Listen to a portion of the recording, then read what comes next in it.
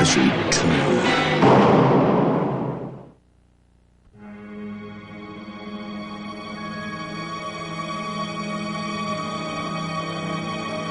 The setups that we had, we were in a real jailhouse, which is abandoned, but very spooky environment, giving it a real sort of stark quality, almost a noir kind of a quality to it that matches the game.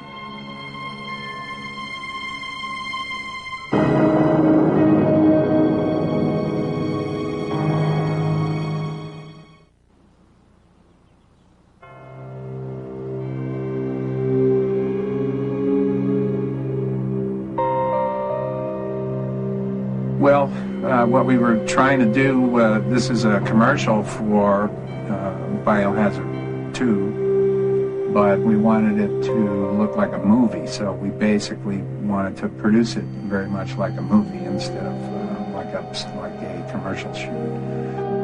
It's fabulous. I mean, I love making the movies, and it's great that there's a game which is,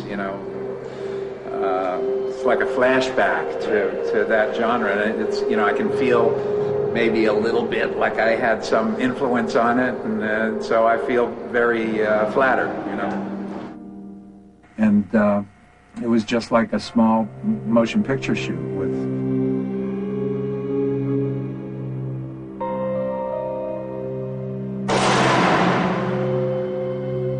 extras playing the zombies and a few people that were experienced playing the zombies, and the actors, Brad Renfro and Adriana, have experience. It was like working with a regular cast.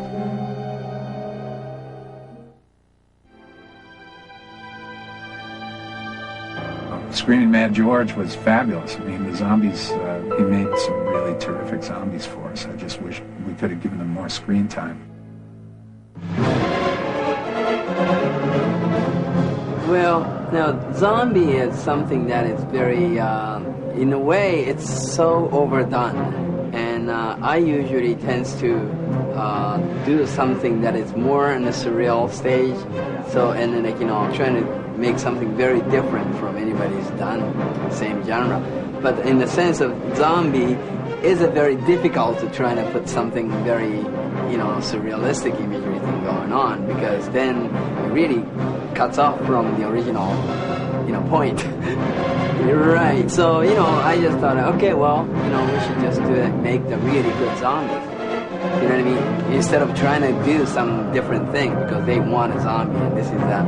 You're right. So, I just thought, okay, well, we should just do it, make the really good zombie.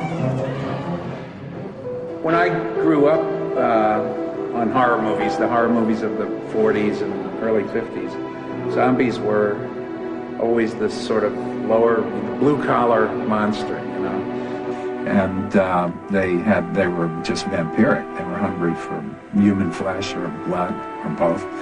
And that's really their only motivation. They're not particularly evil. They just behave the way a herd of animals might behave, or herd of, hyenas, or that's what you have to watch out for. I mean, they're just driven.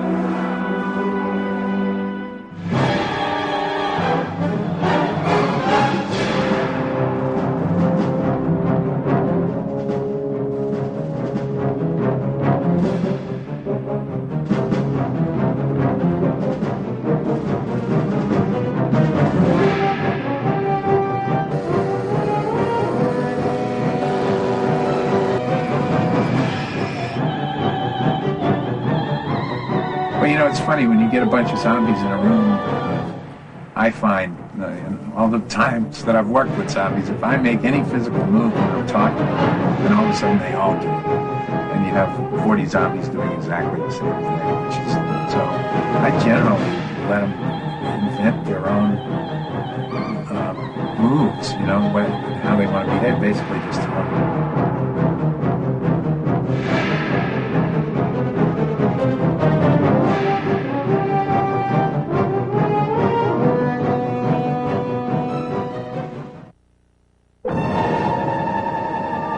What's that?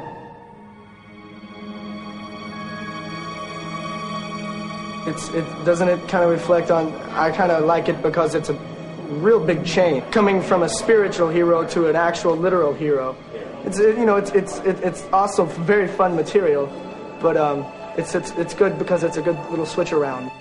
I don't know why, but pretty much left it up to me. I might be able to handle it, I don't know. You also like the naturality of it, you know? I mean, Brad was interested in the character, and even though it's a very short piece, he was interested in, knowing how to handle the guns.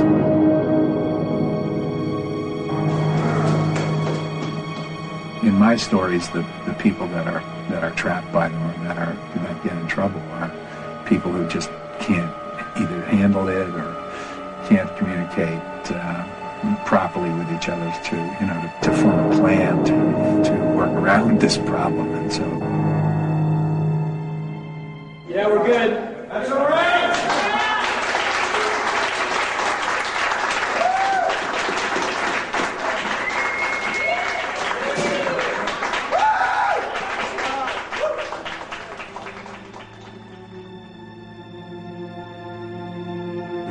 They don't have a lot of power. They move slowly. You can defeat them easily one at a time.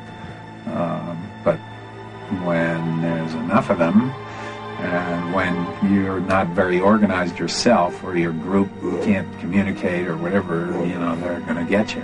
And those are thematically what I've always worked with.